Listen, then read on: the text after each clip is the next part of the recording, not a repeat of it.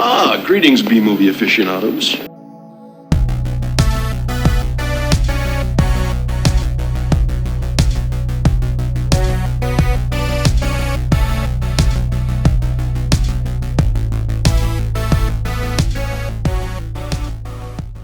All right, so hello. This is a new episode of our thing we got going on here. Couple of flicks. It's top 5 favorite horror movies that we're going to be talking about. So our individual top 5. So does anybody want to go first? Like, I'm assuming you guys want to like we all give our 5s and then our 4s and then our 3s, or Yeah. And I also will preface mine with, I don't necessarily think these are the best or my favorites, but it's just ones I like for their own individual reasons. And I mean, my number one is my number one, but yeah. I I should don't say my necessarily list. think- Mine's on the same as that. yeah. Mine's these aren't necessarily my favorite, or these aren't necessarily the best horror movies I've seen. They're not the scariest, but yeah, these are. I'd say these 5 are my favorites. So if I were to choose a 5, like my 5 favorites. So. Yeah, maybe like 2 would be like on my top 5 of mine, 2 or 3. Yeah. But other ones are just honorable mentions. These lists aren't set in stone, so Constantly Always- changing. Always fluctuating. yeah. All right. So who wants to go first? I can go first if you want. Sure.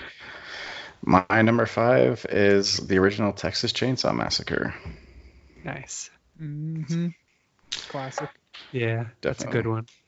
I just remember the first time I saw it scared the shit out of me, and still awesome. Yeah. It still holds up. Yeah. Yeah, I think that's as good as not only the 70s horror films, but that's as good as like American horror films, like in general, get, in my opinion. I mean, that's a good one. So, I was trying to leave out like franchise stuff, but that one, I gotta put that one on there. yeah, no, it's a great choice, and yeah, unquestionably one of the best of all time, I'd say. So, do you want to go next, or do you want Sure, me to? I can go, yeah. So, I mean, I tried to leave out franchises as well, but this is also one of the exceptions. And I put 5 as Saw, the first one. Yeah. And, like, I assume it counts as a horror, right? Instead of just gore, murder, porn. Yeah. But, like, the reason why I have it there is because when I first watched it, as many people did, it was, like, something new and different, something original, and... Yeah, and it was like a low budget, they gave. So what I think about the Saw, the first one is like the best parts and the worst parts of Hollywood is that you'll get sometimes these gems of unique individual ideas, low budget sometimes not, but like original ideas. And this was like, original take on like, I don't know, gore slasher type films. And the acting's bad and, but like the idea was original. And I just love a movie with unpredictable twists, which of course the ending of this film was just like, it blew my mind when I first saw it. Like I saw it in theaters in high school and shit. And I was just like, it like shot up to one of my top movies as like, wow, this is something they can do in movies. It kind of opened my eyes like, oh, people can actually make original-ish stuff instead of, remakes and adaptations. And then on the flip side, where I mentioned, like, it's also the worst part of Hollywood is they nabbed that shit up and milked it dry with all of the franchising, and I'm just disappointed. Yeah. Like, I liked Saw 2 a lot, maybe even better than the first one, but, like, just the first one was just so unique and original in my opinion, and I just love the ending, of course. Twist endings that actually you don't see coming are just like a lot of twist endings you see coming. Yeah. But that one I did not see coming, and I just appreciate it for keeping me on my toes. The first Saw is genuinely a good movie. Yeah. The second one, I wouldn't say it's as good as the first film in terms of quality, but it's definitely like it delivers on like the same premise, and it does do like exactly what you want it to do. So it ends up being a very satisfying sequel. Yeah. After that, the series just kind of gets Downhill. flushed down the toilet. You know, they get too carried away with the CSI kind of atmosphere to the point where like you just can't really keep track of like what's going on anymore. It gets to the point where it feels like he's basically murdering people from beyond the grave.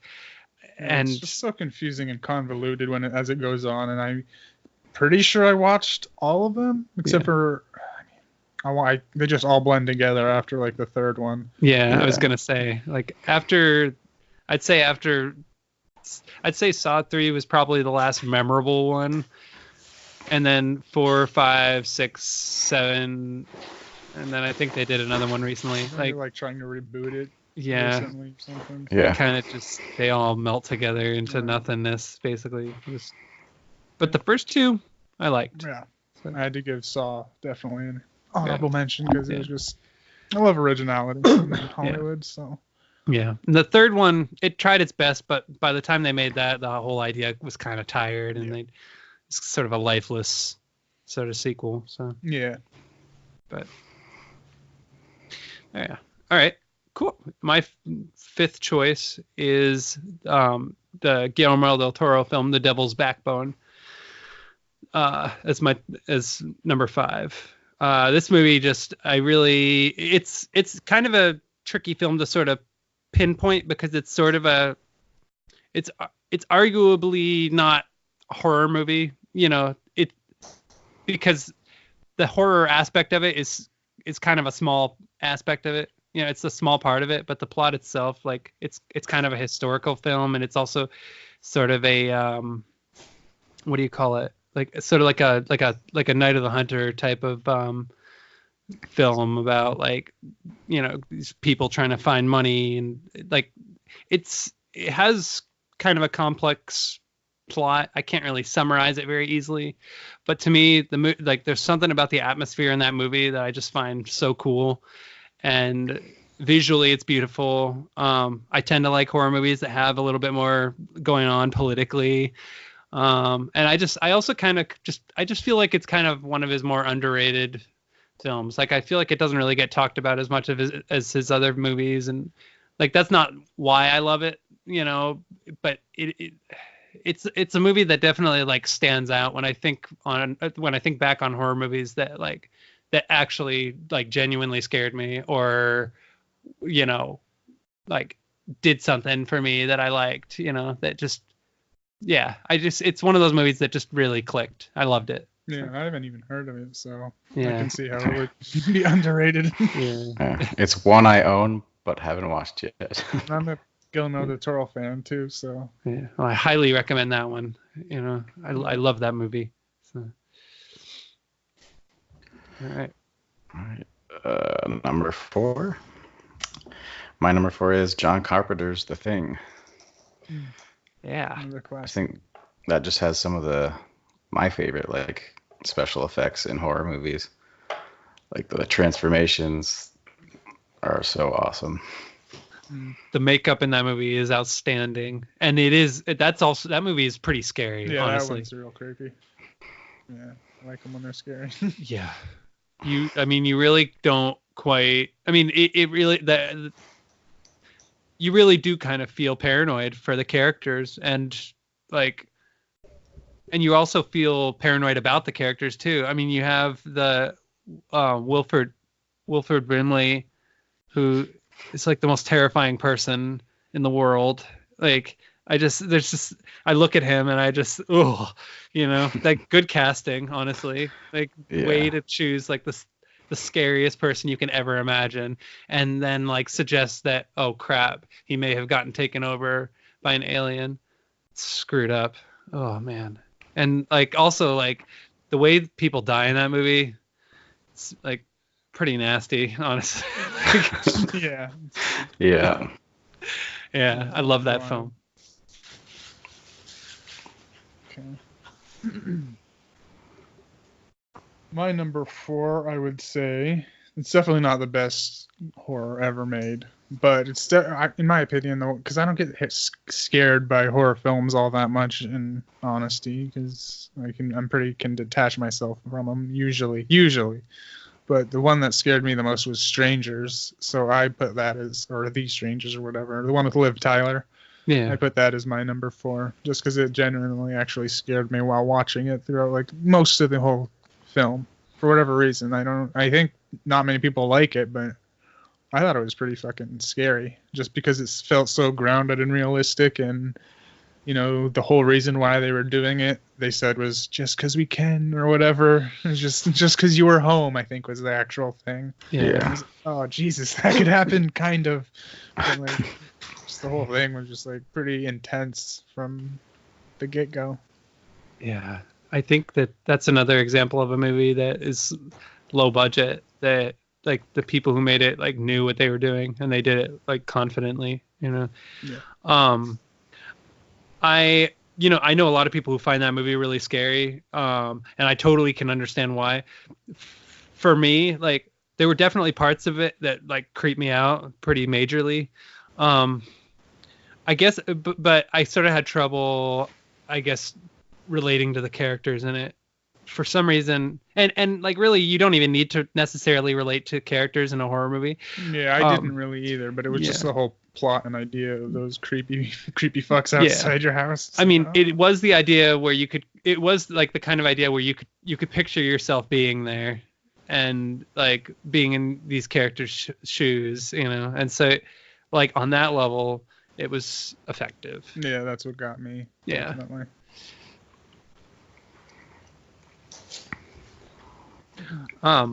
Let's see, my number 4 favorite horror movie is the 1974 version of The Wicker Man with Christopher Lee. Have you ever seen that? I haven't. No. Yeah. I tend to like horror movies that are just more than just horror movies. Like, I like horror films that kind of subvert the genre, because The Wicker Man is the kind of movie that it's a horror movie, but not in the way that a lot of horror movies are. It's a horror film in the sense that it's about like a deeply bad situation sort of bubbling to the surface and kind of manifesting in something that's like, when you're watching it, it may not necessarily hit you, but like the more you think about it, the more like creepy it gets. It's the idea of like cults, basically. Mm-hmm. And like the idea of cults and like what they do to people is really pretty freaky to me. And so like watching a movie like The Wicker Man, like it kind of plays into that fear, I think, of just people all believing some kind of insane idea and going along with it. And like the idea of like being sort of caught up in that as like an outside observer. It's just terrifying. I really like that movie, I mean, I only saw the Nick Cage one, so. Oh, sorry. Same. Yeah, I saw that one too. I'm not quite sure why I saw it, but I saw it. Nick Cage, can't beat him. Yeah, I mean, Nick Cage deserves his own sort of rating system. Yes. So. Yeah. There's a difference between a film that's 1 out of 5 and then a Nick Cage movie that's 1 out of 5. It's bananas how he can turn it on if he wants to. Yeah. Be a good actor, but that's once every 20 years. I know. It's astonishing how bad his bad movies are, and it's even more astonishing how good his good movies are. Yeah. Anyway. All right, so my number 3 is The Void. That was, you consider that a horror? Yeah. All right, wait, are you thinking of the same one that I'm thinking of? Oh, maybe not. Maybe not. It's from 2016. Oh, It's definitely basically- no. I was thinking of Enter the Void. Okay.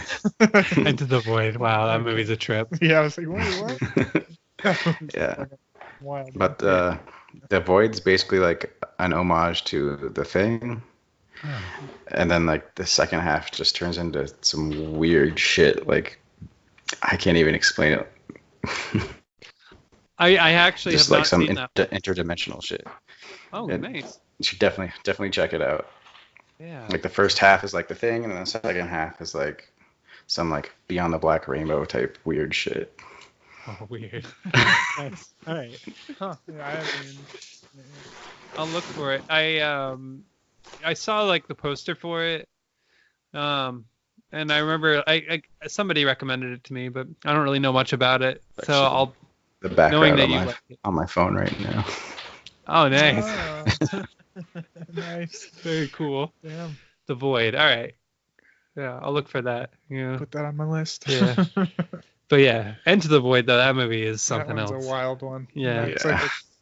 like a trip and a half. You don't even have to take drugs, and you like fucking feel like you're tripping during that movie. Yeah. I still felt I felt that movie for days, like Yeah, after me it was too. over. And it was funny because I watched it. When I watched it, it was like, I don't know, 4 a.m. after like just a night of gaming, and we were just like, let's just put this movie on. And like sleep deprivation while watching that thing. I watched the whole thing, and it's a long ass movie too. Yeah. And after just sleep deprivation of being up all night and watching that 4-hour, 3-hour long movie, I was like, what the fuck just happened? So Yeah. Well, that movie will definitely put you through the ringer. Oh my Yeah. gosh. Cool. The Void. All right. What's your choice? my number 3 is, it's a classic, The Shining. I mean, The Shining is a masterpiece. yeah, this is the one I assumed you guys might have on your list, but just because it's just, a classic. It's, I mean, it's hard to even like say anything on it that hasn't been said to death already. There's like, all those documentaries on it, but yeah, it's just a masterpiece. It's a Kubrick film, so you can't go wrong. I mean, Yeah. I mean, all of Stanley Kubrick's films, like, I mean, The Shining is unquestionably one of the greatest horror films of all time. Yeah. Even if it's like not your favorite, it's one that like you can't argue. Like, it really is like powerful, and like all of Kubrick's films are really like top quality on a number of different levels as far as cinematic value and ability and techniques go. And The Shining is certainly, no different from those. And one wouldn't expect a horror movie to be so masterful and epic in its Yeah, scale and that's in its why I had visuals. to pick it. It was just like a different kind of horror almost. Like, Yeah. just some It's almost like art house horror or something. I don't even know if that's the right term, but like, that's I could see. Yeah, I mean, it is. There are like some really emotionally based aspects to it.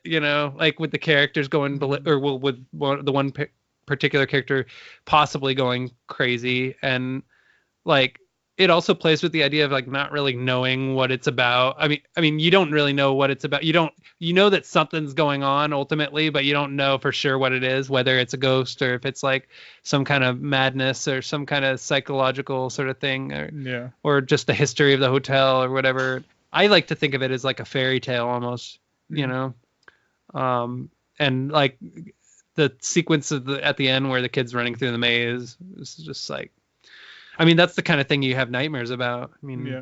Mm-hmm. And just the Jack Nicholson performance and even Shelley Duvall's performance is just great. Yeah. Just phenomenal. And yeah, no, definitely. She seemed genuinely terrified. yeah, and you like see the background, like extra footage and stuff. I guess they treated her like crap on purpose just to get her into that mindset and everything, which is questionable, of course. Yeah, ethically questionable, but Yeah. certainly effective. Yeah. But yeah, she was like losing her hair during the filmmaking, and like throughout the Yeah. film, she comes across like she's having an anxiety attack, and yeah, no, it's intense. And then Jack Nicholson, of course, is like terrifying. I mean, Mhm. let's see. My number 3 is it's a Dario Argento film, Deep Red, which came out in the early 70s. It's this Italian giallo. It's another murder mystery. For me, a movie like that, like which again, kind of like The Devil's Backbone, the plot is to describe the plot would kind of ruin a little bit, just because like it is the kind of movie where like when you go into it not really knowing what to expect, it works better, but Deep Red though, like visually, like I've just never seen a film quite like it. I feel like people tend to praise like a lot of his other movies, like Suspiria and like Tenebrae and Phenomena and stuff like that, as being like very like visually daring and stuff like that. But I feel like not enough people give Deep Red enough credit, like for how like effective that is. And then just like the kill scenes are great, and they're intense. And I just love that movie. I mean, I've watched that one a few times and I'd recommend it. Another one I haven't seen, but it's on my list. Yeah. I haven't even heard. Yeah, it's good. I like a lot of his movies. I don't really like most of the movies he's made lately, Dario Argento, but I like a lot of his 70s work and a lot of his 80s work, And they remade his movie Suspiria recently. Yeah. Although the remake is nothing like the original, but I actually like the remake more than the original. Like, I actually think the remake is a better movie, which is interesting. I didn't expect it to go in that direction. Like, how often do remakes best the original? Although you did mention The Thing, which is a rare example. Yeah. And it does happen, but for me, like the new Suspiria movie, like was definitely interesting. So. Cool. Well, I'm kind of upset that I brushed over The Shining, and that's not in my list. But my number 2 is Cabin in the Woods. Oh, nice. I love that movie. So should I say then my number 2 is also Cabin in the Woods? All right, awesome. Yeah. Excellent. Dude, I love all the references. Yeah, and I'm a huge Joss Whedon fan too. So like I love Buffy, Angel, Firefly. Yeah. Just everything he does, I love. And so like this is just like those are all pure amazing gold. shows. Yeah, Cabin in the Woods is.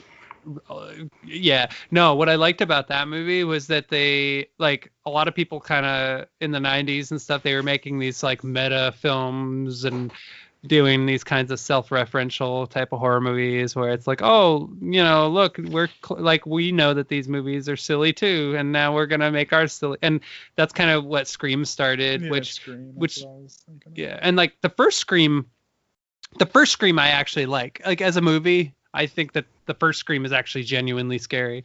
The sequels I'm not so into. And I feel like, I mean, I enjoy them, but they're nothing compared to the original. And then I feel like a lot of movies that kind of spawned from Scream, like Urban Legend, and actually like a couple of the Halloween movies sort of got caught up in the whole flurry of self-aware horror movies and stuff. I mean, it became really popular to do self-aware horror movies, but then in the late 2000s, they were, or like early 2010s, like there were more horror movies that were starting to kind of be not like self-aware, but in a way that wasn't obvious and like transparent, like both like Insidious, for example, like finally the people leave the haunted house, but it follows them. So, and The Cabin in the Woods is great because it's not quite metaphysical because it exists in its own world, and it uses sort of the world of a lot of these horror cliches and stuff in a way that's actually intelligent and subversive. So yeah, I like that one. That was good. Yeah, it's one of my best theater experiences too. Yeah. Me and my friend got super stoned before we went to see it, and it made it so much better. And like no one else in the audience liked the movie. Like it just went over so many people's heads. Cabin in the Woods. Yeah. Yeah, and I think that's what happened with almost everyone that watched it. Yeah. I saw it with my partner at the time, and he didn't like it. I liked it, but he didn't like it at all. I loved it. I was like, oh, this is shooting to like my top 5 movies of all time. Probably. Yeah. Yeah. Just so good. Yeah, I love that one enough to see it more than once. So yeah, it's usually a few times. Yeah.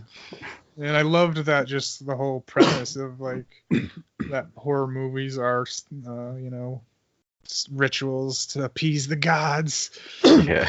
It's really creative, that whole underground lab and like the fucking just the mayhem that happens once they figure it out. Yeah. And it's just insanity, but to the best degree. And the Joss Whedon writing always is top notch. Yeah. With Drew Goddard, he did a lot of the writing too. Which that's true. Oh, the one I do have a minor complaint about that movie. It has to do with the very last shot. Without spoiling the ending, the last shot is kind of a particular creature of a giant, right? Yeah, the old gods or whatever they called them. And I thought it actually would have been better if it were a giant octopus, or a giant squid type of H.P. Lovecraft type of thing, But maybe that's just because I don't know, I'm a New Englander. I mean, all three of us are New Englanders, and I think that we all kind of tend to, I don't know, I think we all love when people make references to New England folklore and horror and stuff. So personally, I kind of would have preferred that, but I still liked what they did with it. Yeah, I didn't mind it so much because it kind of gives you the idea of that it's humanoid-ish creatures watching a horror movie of these kind of if they don't like it, they kill everyone. And ultimately, that makes more sense too. So. Yeah, no, I love that. My number 2 choice is the original 1977, I think. I forget what year it came out. Version of Black Christmas. So. Okay. Yeah. That movie, for whatever reason, I find that movie really, really scary. I think it's how quiet it is. And I don't know. It's kind of a vulgar movie too. There's the characters in it are kind of not the greatest people. So you're kind of following characters that that are flawed, and which to me is much more interesting than seeing a horror movie where it's a bunch of shitty people and then one character that you that you hope survives. In this movie, all the characters have problems. One of the characters an alcoholic, or two of them actually, and it's pretty intense. And then the POV shots from the killer's point of view, those are interesting to me because his sort of behavior kind of takes place in a confined space. He's sort of in an attic corner throughout most of the movie, and I just find that movie absolutely terrifying, and I love it. Yeah, I watch it every year around December. What do you think of the remake of the remake that's coming out? I'm not gonna watch it. Yeah. It's Blumhouse too, so. Oh jeez. Oh, really? Yeah.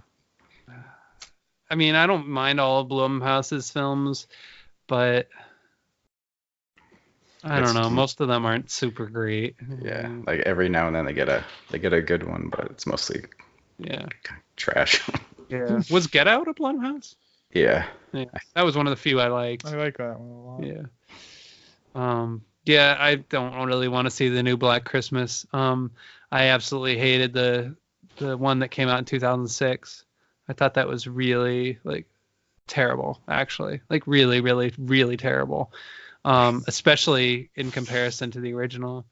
But even if you don't compare it to the original, as a film, it sucks too. So I need to rewatch that one, but yeah, I mean, it's just a lot of eye gouging, a lot of yellow people. Well, one yellow person in a wig, basically some guy who sucks at dressing himself. He's trying to play this sister character, but it comes across as just completely ridiculous. And then I don't even know who any of the characters are. They all die so fast, you don't even have time to even know who they are. And the whole movie is so oversaturated color wise, the color scheme makes your eyes bleed. Horrible movie. Stay away from that one. Yeah. All right. So we're number 1 now? Yeah. So my favorite horror movie of all time is the original Evil Dead. That's a great film. Yeah. Love the Evil Dead. It's just my favorite franchise too, so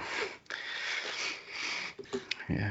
Yeah. No, the Evil Dead, the original Evil Dead is great.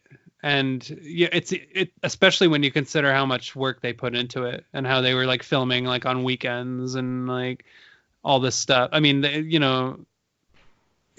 but taking all that stuff out, like if you're the kind of person, or taking all that knowledge out, if you're the kind of person who like gets really into like demonic possession concepts and stuff like that, like, I mean, that movie is pretty gnarly.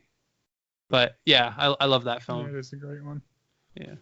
Scene with the tree is a bit intense. Yeah. And more intense in the remake too. Yeah. I liked the remake. I did too. That was really good. Yeah. It was. Yeah, they knew they couldn't top the original, so they just did their own thing with it. And that's the best thing to do with remakes. Just don't try to copy them. Just do your own thing. Yeah. The sequels were great too. Evil Dead 2 and Army of Darkness, and also the TV series. I mean, yeah. I gotta see the TV series. I haven't checked that out yet. Yeah. It's pretty good. Meaning to. Yeah. I didn't like how it ended on a cliffhanger, but Yeah.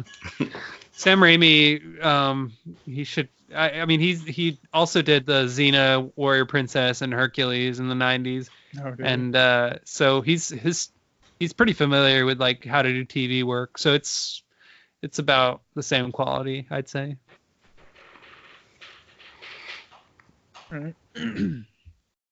So my number one is probably my favorite. Generally, when like people ask you, when I say, "Oh, I like movies," they say, "What's your favorite movie?" And my go-to answer is The Mist, and it's, I think, my favorite horror film. It's, I don't know. It just it changed the way I look at movies, honestly, when I first saw it, because I saw it in theaters. Like, I remember distinctly just going into it, like, not really knowing much about it. I don't even think I knew it was a Stephen King movie until after. And just like the CGI, is dated even when it came out, but like that wasn't necessarily the point of the whole thing. It's, the strife in between a community of people that are dealing with an outside force trying to, kill them, and the strife between, the people, not the actual creatures or the monsters. And yeah, some of the dialogue is a little flat, but that's Stephen King. I mean, a lot of his movies have flat dialogue, but works out in his books. Sometimes doesn't necessarily translate to his movies. Agreed. But I just thought that film was just fantastic, like from beginning to end. I mean, it's Frank Darabont as well, so like it's really hard to go wrong with like Frank Darabont. Yeah, he's one of the best. As far as like people who make Stephen King adaptations, he's like one of the best. Yeah. Like it's just amazing. I loved it, like from beginning to end, and especially the end. Yeah. No, that movie was shattering. I loved it because like, and even not even like, because it was one of the first movies that actually like made me like not necessarily feel, but like had strong feelings. Like I don't know how much spoiler I want to get into it, because it is like my favorite film, and I want people to go into it with as little of information as possible. But like, the scene and like where they're where they were actually escaping basically the grocery store. And that crazy, what was the actress's name? Marcia Gay Harden, I think. Yeah, she was fan-fucking-tastic. I hated her so much, but she played that character so well to hate. Yeah. And then, just the demise of her. Like, me and my friend were in the theaters. It was just a few people in the theater, and when that scene happened, and we both like uncontrollably, we just both got out of our seat and started clapping, and we're like, yeah, fuck that bitch, yeah. Like it was the first, like, uncontrollably. I had no control over it. I was like, yes, screw her. And it was just fantastic from that moment on too. It was just so intense. And then just the ending, I was like, it like just opened my eyes to have like, oh shit, you can do this in a movie. Like it was just utterly destructive, and I was just like, oh, that was it. Like flipped the switch in my brain. I was like, oh fuck, this is what you can do with movies. Yeah, I love The Mist, and it actually kind of reminds me a little bit of that Shirley Jackson short story, The Lottery. Mm-hmm. Which without going into detail why, there's just aspects of it that remind me of that, but I had read the short story before I'd seen the movie, and The short story, I mean, without spoiling the short story kind of ends on an ambiguous note, you know. Yeah. And when I heard they were making a movie, like I was just kind of like, they shouldn't make a movie out of that, because there's no way they're gonna want to end the movie on that kind of note. You know, they're just never gonna do that. You know, and instead they went with an ending that was different from the way the book ends, in that it wasn't ambiguous, but at the same time, the ending they went with was very true to the kind of the message of the story, and it actually fit perfectly with the themes. And also, like, it was the kind of ending that it worked so well, like visually, cinematically speaking. Fuck yeah. It was, I mean, that's why we see films because, you know, they make us react. They give us, you know, these experiences where we have to, like, we are kind of confronted with concepts that we don't tend to think about. And I was shocked at the ending. I was like, just gutturally, like, oh, and it stuck with me for, like, I still think about it, and it's like, insane. And like, and even Stephen King himself said he liked the ending of the movie better than his novel ending or short story ending too. So. It's also an ending that that's probably one of the few endings, along with like Do the Right Thing, the ending to that, and the ending to The Mist, are probably the two endings that I've had the most arguments with other people about.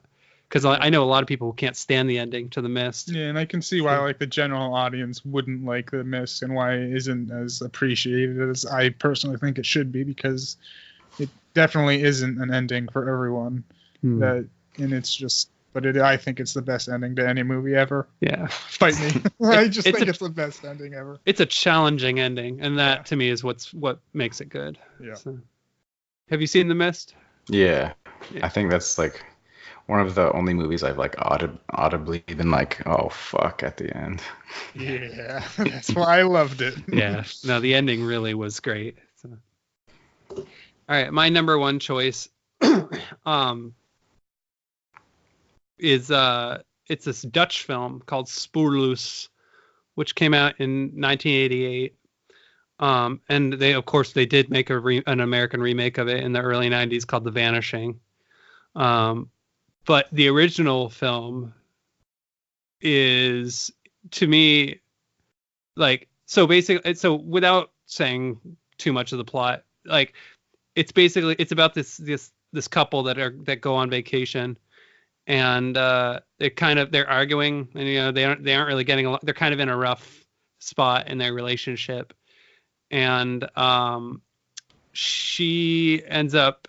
They stop at like sort of a sketchy sort of rest area, and she ends up going missing. And so the rest of the film is about him trying to find her. And it's a film that I highly recommend not knowing anything about. But that film, as far as horror goes, like, that's as good as it gets. Like, to me, that's what horror is everything that movie is. And the way that ends is outstanding. I think if you have a good ending in a movie, that can really like affect the quality of it, you know, because I've seen so many movies where like the first 2/3 are great, and then like the end, it kind of ends typically. But this film, like, you already kind of know from the beginning that it's not going to end happily, because the way the atmosphere of the film kind of sets itself up. It's a bleak film, you know, and then the direction it goes in, it does kind of make you question and wonder, like, what you would do if you were put in a situation like that, and whether or not you would want to like find out the things that you know, like, you're not gonna like, you know, like knowing that you're about to learn something that will probably ruin your life, and those kinds of feelings. Like, it's one of those movies that it taps very deeply into those kinds of fears, you know, and yeah, I highly recommend that movie, not just as a horror movie, but just as a film, period. Like, that's one of the, like, no joke, like one of the best films I've ever seen. So, yeah, never heard of it. Yeah. What was the title again? Spoonloose. If you look up The Vanishing, 1988, because that's the English translated title. Yeah. That you'll find it. I mean, it's, yeah. But I'd say that as far as horror movies go, that's That's the best one I can think of, and that's my favorite personally. So Yes, I'll definitely add that one to the list. Yeah. I mean, I generally don't go too far back yet. I've been meaning to in the catalog of movies. Like, yeah, so many ones that come out that I want to see, and then also a huge backlog of like 80s, 70s movies I do want to see as well. But yeah. try and hit the major ones. But It's tough because there's so much, like, there's a lot of stuff that's not good that you know is not good, Yeah. that like, or stuff that you've like heard that you may not necessarily be interested in, but you've heard is good. And then you like take a gamble on it, and sometimes it doesn't end up being any good after all. Like, that happens sometimes. So, but The Vanishing, aka Spoonloose, if you want a really like powerful film, that one I would recommend. So, anybody have any like honorable mentions or anything? Well, I originally had like a top 10 list just so I could narrow it down to my 5. Okay. I don't actually have it in front of me, but I just want to say that. Yeah. I mean, off the top of my head, I'll probably just do like recent ones, not necessarily that I've seen, but have come out. I did enjoy Get Out. Of course, we mentioned that a little while ago. Yeah. That's good. Yeah, Get Out is excellent. Yeah, I was just pretty impressed Jordan Peele made it. So I was just like, oh, that guy. Yeah. The comedies, I guess a lot of comedians can make really great movies, apparently. They have a better timing down, you know. Yeah. And then, I liked, what was it, The Quiet Place, or was it just Quiet? A Quiet Place. Yeah. That was good. Yeah. Yeah. That one was a good ending, too. I cried. I shed a tear at the end of that one. It was kind of an emotional ending. Yeah. Yeah. Yeah, that was well done. I like that movie. What about you? Do you know any like recent things or anything in particular you could think of that you could mention? One recent one, The Ritual. It's a Netflix one from a couple of years ago. Yeah. That was a really good one. Yeah. I haven't seen that one. Yeah, I've heard of it, but Definitely check that one out. yeah. Well, there's a lot of good Asian horror movies. Yeah. Cure, Audition. I'd recommend those. Let's see. As far as newer films go, I mean, I really like that movie, The Witch. That one. That one's it's definitely a good one. Yeah. Let the Right One In. I really loved. Did It's you a like Swedish horror film? I like the Swedish one better. Yeah. Way better. Yeah. I didn't even watch the remake, honestly. Yeah, it wasn't as good. Yeah. It was just like. Vampire Boy here. I loved Let the Right One In. It was like, Yeah. one of my favorite vampire movies, easily. Let the Right One In was a beautiful film. The remake, they toned it down.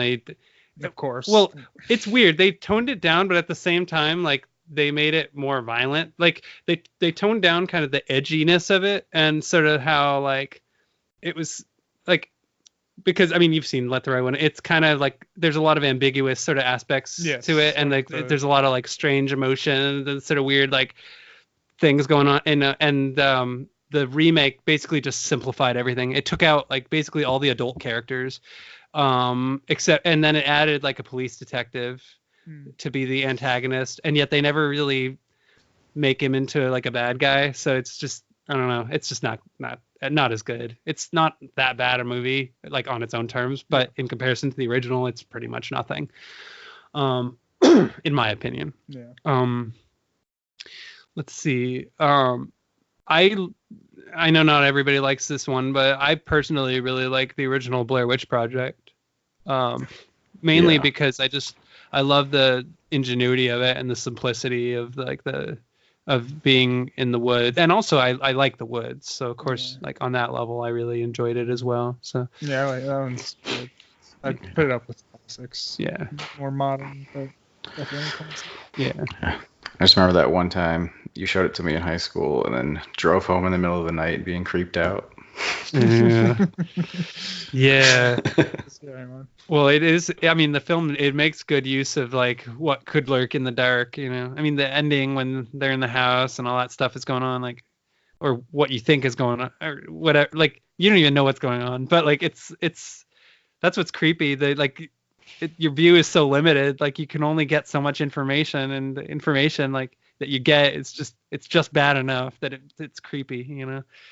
Yeah. There was a film I saw. It was another 70s movie. It took place in Venice, I think. Don't Look Now with Donald Sutherland, which sometimes I see that on lists. I highly recommend that one if you want another really creepy horror movie.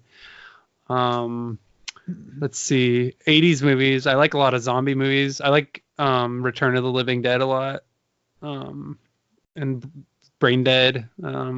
I like Night of the Living Dead. Those are three of my favorite horror movies. And Dawn of the Dead and Day of the Dead. Those are all good. I mean, those, you know, we've all seen those. So. Yeah. I even liked the remake of Dawn of the Dead. Yeah. Honestly. Yeah. Yeah. I mean, I think like it wasn't as intelligent as the original film. Yeah. But I think the people who knew that, like they kind of knew that, you know, like they knew they weren't going to be able to like do anything new or clever with the social commentary or anything. So instead they just didn't do any of that and just kind of opted for sort of more something along the lines of like 28 Days Later, you know? So, yeah. Anyway, yeah. So those are some horror movies. So, all right. So now, we got to decide on what films to watch that will be Halloween film themed. Or did we already? We already did that in the last we one, did. yeah. Okay, yeah. Good. Do you want to come up with another top 5 idea for the next top 5 episode? Yeah. We could. Do you have any ideas? Nothing off the top of my head yet, but top 5 shitty family films.